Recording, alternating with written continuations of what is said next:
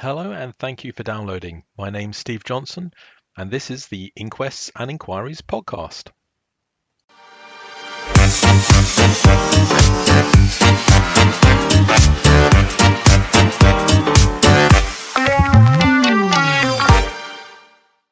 Welcome to episode 6 of the Inquests and Inquiries podcast series.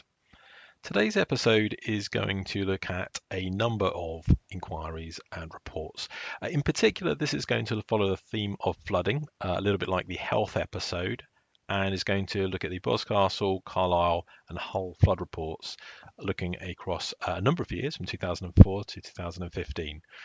Our artificial intelligence podcasters have analysed and absorbed into a large language model the 3 reports, and that is the basis of the analysis that will take place in the rest of this document. Notably here, I also asked the podcasters a specific question, which is, have things got better, or do the reports demonstrate that things were getting better between 2004 and 2015? And notably, it comes to the conclusion that while there have been improvements to emergency responses and community resilience since Boscastle in 2004, the severe flooding in Hull and Carlisle in 2007 and 2015 respectively indicates that things did not uniformly get better by 2015. In particular, it notes that there are recurring issues around communication, the need for better community engagement in planning, and the reality that infrastructure can still be overwhelmed by extreme weather events regardless of planning. In particular, there's a need for robust and well-timed and maintained infrastructure and a need for reliable and effective flood warning systems. So without further ado, let's hand over to the podcasters. Please remember the voices you hear now are not real humans. They are artificial intelligence podcasters based on a large language model. I hope you enjoy it, and please get in touch with any comments. Welcome back, everyone. Ready for another deep dive. Always. Today, we're going to be knee-deep, actually maybe waist-deep, in flood response. We're looking at some UK case studies. Fascinating stuff. Yeah. We've got 3 specific floods we're going to unpack.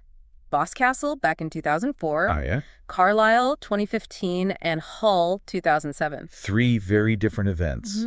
Yeah. 3 very different locations. Exactly. And that's what makes it so interesting, right? We can see how different factors play out in these really, really complex situations. And the best part, we've got these super detailed reports on each one. Oh, these reports are gold mines. They break down what worked, what didn't work, and more importantly, what we can learn, what we can do better next time. The lessons learned are invaluable, not just for the UK, but for anyone dealing with flood response around the world. Okay, so by the end of this deep dive, you'll be walking away with a much clearer picture of just how complicated flood response can be. The challenges, the obstacles. Yeah, the things those agencies on the ground have to deal with. Plus, and I think this is pretty cool, you might even pick up some insights about community resilience. Oh, that's a big one. Things you can actually apply in your own life, in your own community. Building resilience is a team effort. Okay, so let's set the scene, all right? Let's do it. First up, Boscastle, 2004. Picture this, a charming village right on the Cornish coast. Beautiful spot. Then boom, this unbelievable amount of rain falls in just a couple of hours. We're talking billions of liters of water. Billions, literally like over 1.4 billion. To give you an idea, that's enough to fill like over 550 Olympic swimming pools. It's almost impossible to visualize. It's mind-blowing. And all that water turns this usually peaceful little river, the River Valency, into this raging torrent. Sweeping away cars, trapping people. Yeah, residents, tourists, it was chaos. And to make things even worse, Boscastle, it was a communications black spot. Oh yeah, that was a major problem. Responders couldn't even get through to their control rooms. Mobile phones barely worked. Imagine that. You're in the middle of this disaster and you can't even call for help. That communication breakdown had a huge impact on the response. Absolutely. Okay, now fast forward to Carlisle in 2015. This one wasn't just heavy rain. We're talking record-breaking water levels on the River Eden. Exceeding even those devastating floods they had in 2005. And the thing is, it wasn't just Carlisle that got hit, And right? the whole region was dealing with heavy rainfall. So you've got all this water feeding into the River Eden. Resources were stretched thin. Infrastructure overwhelmed. It was a huge challenge trying to coordinate a response on that scale.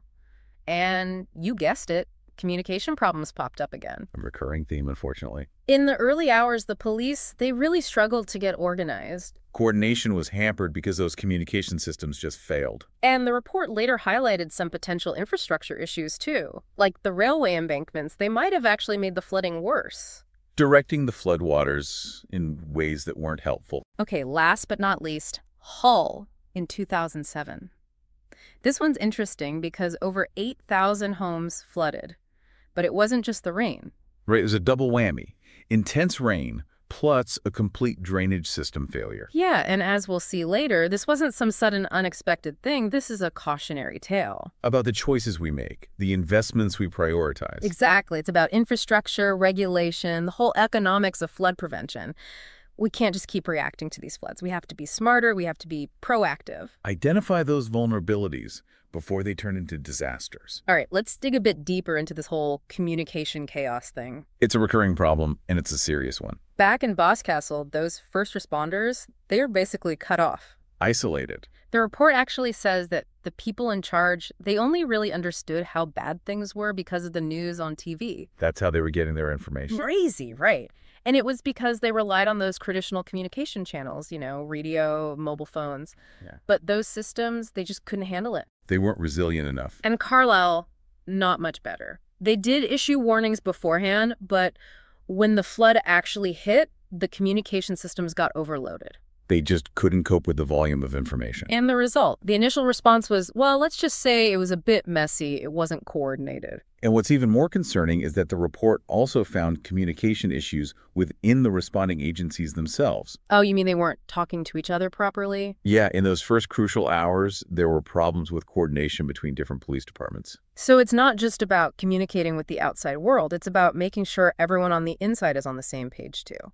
Absolutely. Internal communication is just as vital as external communication. Okay, and what about Hull? Well, Hull had these community wardens. They were absolute heroes out there on the front lines. Yeah, they were doing amazing work. But, and this is a big but, they didn't have any good way to relay that vital information back to the people making decisions. To the command centers. So they were seeing things, they were witnessing the situation firsthand, but they couldn't easily share what they were seeing.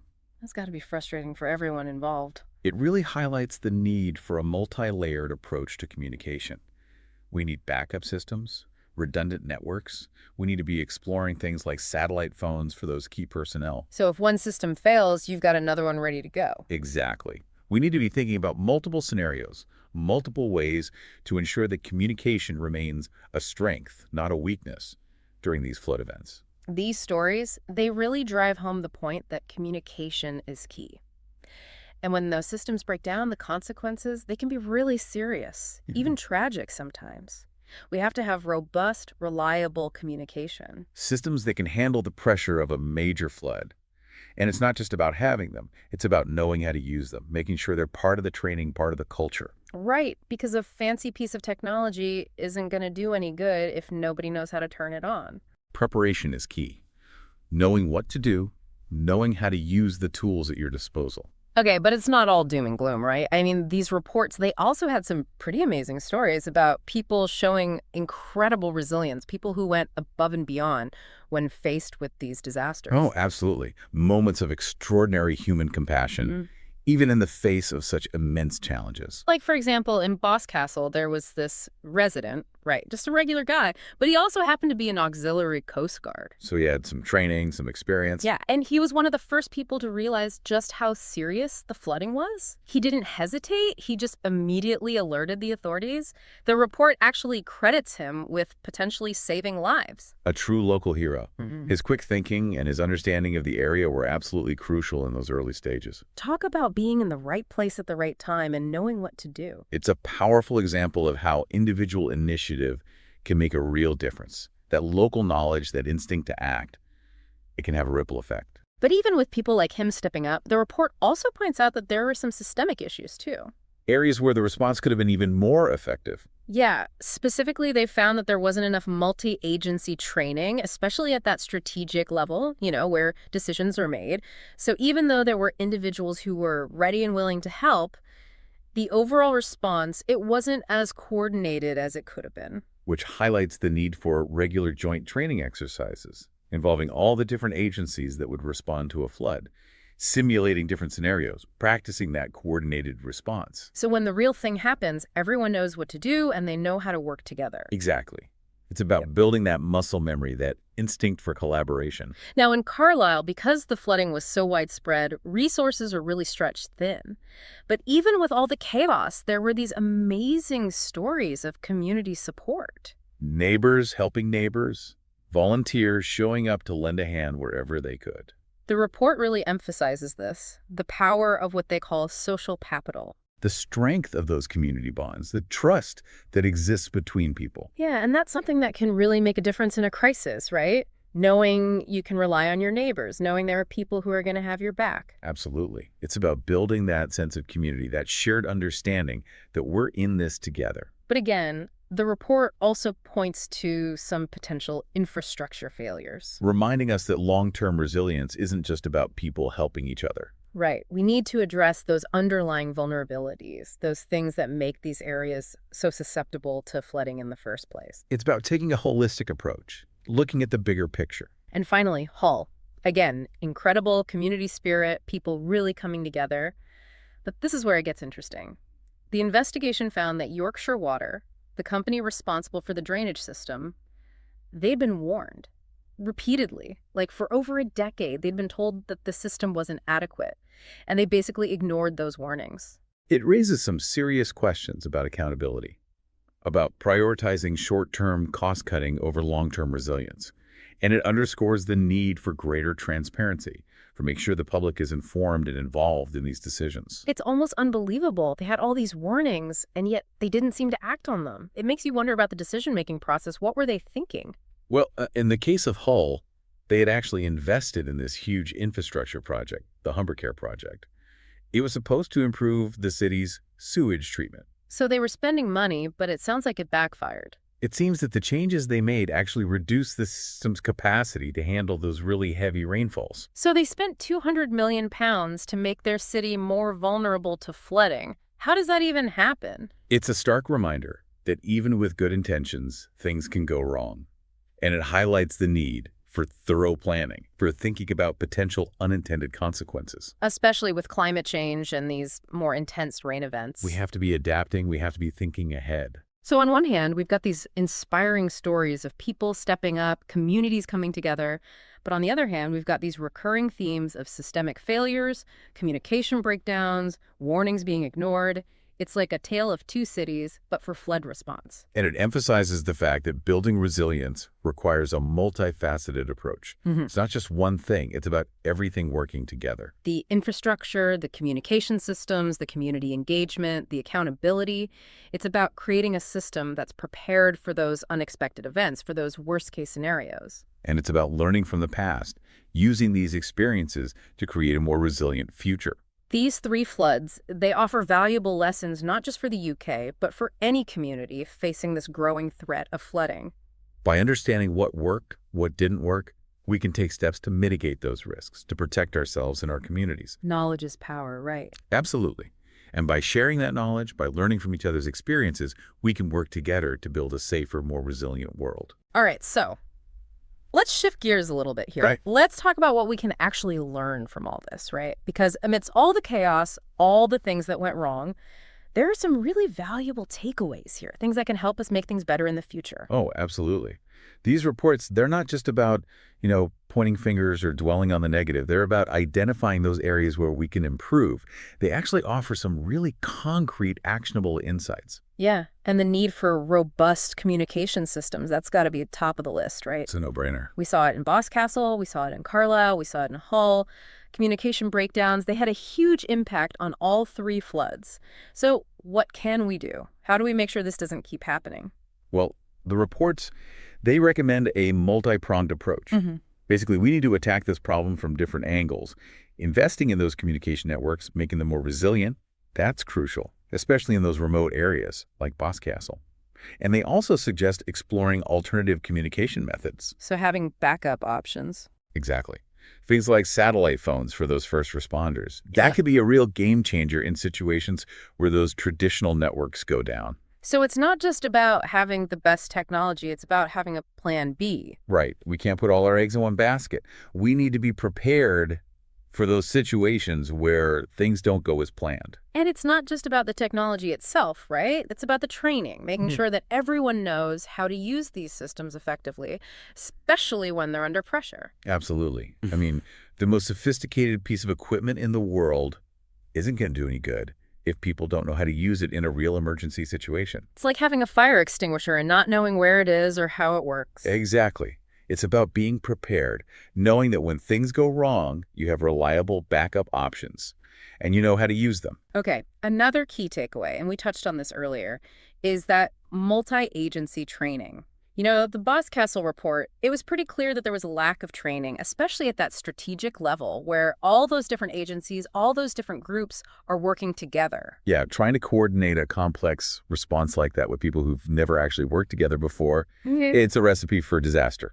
Exactly. You need to know who's doing what, who's in charge of what. You need to have those clear lines of communication and those smooth transitions between different agencies, because when a flood hits, you don't want to be wasting precious time figuring all that stuff out. The reports, they really stress the importance of those joint training exercises where they simulate different flood scenarios and everyone's involved, the first responders, the local authorities, the government agencies. That way, everyone understands their roles and responsibilities in advance. They've practiced working together, they've built those relationships. And it's not just about each group knowing what they're supposed to do, right? It's about practicing those transitions between different agencies, making sure those handoffs are smooth, that information is flowing. Because in a real flood situation, those minutes, they can make a huge difference. Absolutely. Clear communication, smooth transitions, those are absolutely crucial for an effective response. Okay, another point that came up again and again, and the whole report really highlights this, is the need for transparency and public engagement. Yeah, it's not enough to just have those emergency plans in place. We need to make sure that the public is aware of them, that they understand the risks, and that they're actually involved in shaping those plans. It's about more than just telling people what to do. It's about working with them, right? Making sure that the solutions we come up with, they actually work for the communities they're supposed to protect. Exactly. Empowering communities to be active participants in building their own resilience. That's key, because when people are informed and they feel like they have a voice, they're more likely to be proactive, they're more likely to take ownership, they're more likely to trust those plans and follow them when the time comes. And speaking of communities, the whole report also talks about the role of those community wardens. Oh, they were amazing. They were really the unsung heroes of that flood response. Out there on the front lines, helping people, providing support, making a real difference. But it seems like they weren't really given the tools or the training they needed to be as effective as they could have been. Yeah, the report highlights the need to better equip and train these local champions, to really integrate them into those emergency response plans, give them the communication tools, the resources, the support they need to do their jobs effectively.